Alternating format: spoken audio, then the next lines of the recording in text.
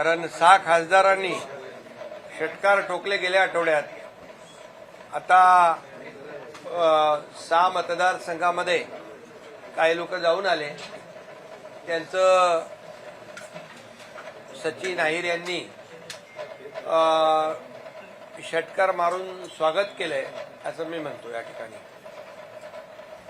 खरं म्हणजे चौकार षटकार सुरूच आहेत, राहतील आणि एक एक समोरची विकेट धडाधड पडत राहील.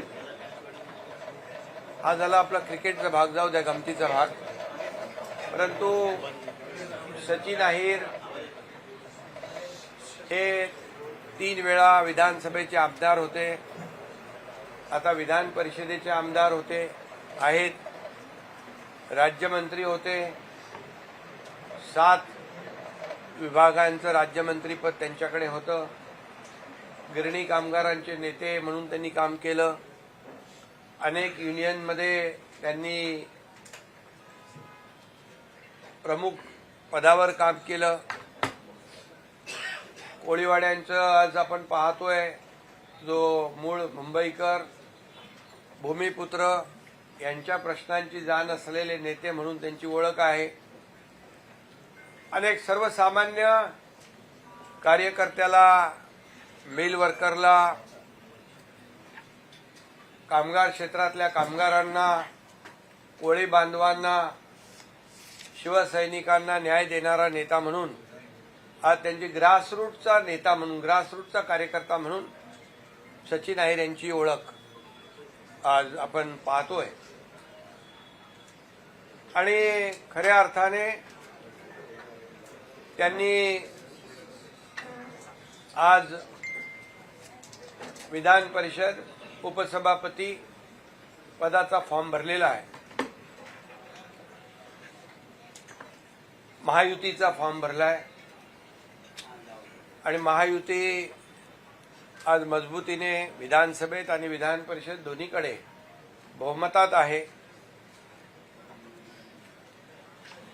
त्यामुळे ते उपसभापती म्हणून उद्याच होईल ना,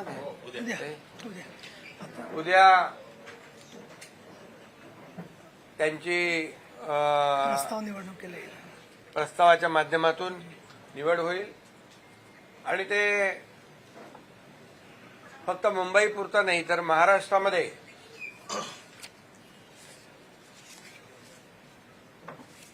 उपसभापती म्हणून न्याय देण्यासाठी काम करतील. ते आल्यामुळे शिवसेनेची देखील ताकद मुंबईमध्ये, पुण्यामध्ये, महाराष्ट्रामध्ये, इतर ठिकाणी कामगार क्षेत्रात असेल, इतरही जी त्यांनी केलेल्या कामाचे विभाग आहेत त्याच्यामध्ये ताकद वाढेल. आणि खऱ्या अर्थाने ताकद वाढण्यापेक्षा एक कार्यकर्त्यांच्या पक्षामध्ये, शिवसेना हे कार्यकर्त्यांचा पक्ष आहे. मी नेहमी सांगतो, मी मुख्यमंत्री असताना देखील कार्यकर्ता म्हणून काम केलं. त्यामुळे हा कार्यकर्त्यांचा पक्ष आहे, कार्यकर्त्यांचा सन्मान वाढवणारा पक्ष आहे. आणि म्हणून अशा पक्षा म्हणजे माझ्यासोबत त्यांनी काम करण्याचा निर्णय घेतलेला आहे. एक टीम म्हणून ते काम करण्यामध्ये त्यांचं हातखंडा आहे आणि म्हणून मी त्यांचं मनापासून स्वागत करतो, मनापासून त्यांना खूप खूप शुभेच्छा देतो. गेल्या काही काळामध्ये आपण पाहिलं की 2022ला देखील ज्यावेळेस बाळासाहेबांच्या विचारांची शिवसेना किंबहुना विचार पुढे नेण्याचा निर्णय आम्ही घेतला आणि 2022ला उठाव झाला. मला वाटतं आज 30 तारीख आहे आणि 30 जूनलाच मला वाटतं